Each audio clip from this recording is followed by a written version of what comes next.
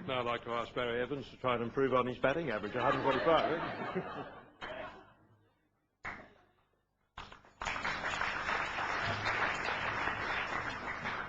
Thank you, Zach. A tough act to follow. I'll do my very best. Zach said Generation Y rocks. True. I agree wholeheartedly. But you know, I believe that Generation rocks harder and is still on stage and only halfway through its gig. In the next 4 minutes, I will put forward my view that now is not the time to board the Gen Y train. Indeed, I don't think it's even nearing the station just yet. So although the Gen Y train will eventually arrive, and probably late with a note from its mother, you are in no danger of missing it anytime soon. Despite the recent economic issues at hand, Australia is in the best shape it has ever been and does not need a change of management for a long, long time yet. Admittedly, the baby boomers own most of everything, but Gen X has a firm grip on the reins. Let's look at the facts. According to the Australian Bureau of Statistics, Gen Y, in our definition, defined as being born before 1982, makes up 29.4% of the Australian population, with an average age of 11. Gen X, aged between 26 and makes up 30.1% of the population, with an average age of 35. So simply based on experience alone, we are still around 20 years away from the tipping point of power naturally shifting and Gen Y throwing away their L plates. But when they do, will they be ready? Of course, the transition is inevitable. I can't imagine grey-haired Gen Xers with their plaid blankets tucked in the sides of their wheelchairs still ruling the roost. But is Gen Y ready for the hard knocks of reality, and are they armed with the necessary leadership skills? Although I don't believe in pure stereotyping of an entire generation, I believe that, if you'll excuse the mixed metaphor, that Gen Y is soft rock and Gen X is hard rock.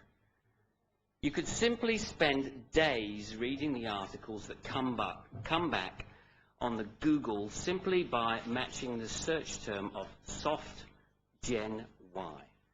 The general consensus is that society has surrounded Gen Y in bubble wrap through learning methods that have engendered them with traits and beliefs that don't match today's realities. Some examples are: nobody fails at exams anymore. In some cases, schools have abolished fail grades. Unrealistic expectations of rapid career development simply based on educational qualifications. If you mess up, then it must be your parents. Psychological counselling, teachers petrified of litigation, blah, blah, blah. The result is that Gen Y needs time to mature and realise that life is not fair. Advancement is earned. There is no restart button for mistakes made. Actions have consequences. Sometimes things need to be created from scratch, not just cut and paste from the internet, as Zach alluded to. Now, I will be the first person to admit that every generation thinks that they are better than the one before and the one after. But when I turned 40, I had one of those nasty shocks that I realised I was turning into my father, as I found myself repeating his boring and predictable cliches on my own kids, with an increasingly thicker and thicker Yorkshire accent. Money doesn't grow on trees. You're lucky I never had that as a child. Let go of your sister's throat. I had to cycle 3 miles to school every day. 84 of us lived in plastic bag in middle of the road. Had to lick the road clean before I had to go to school. So as with aging, the change of power between the generations is inevitable. We will become our parents. Gen Y will have to take over from Gen X. And as the Borg once said, Resistance is futile. But Gen Y is not ready yet. They need the magic ingredient of time to help them prepare for the harsh realities of leadership. So in conclusion, I propose the following position on behalf of our team.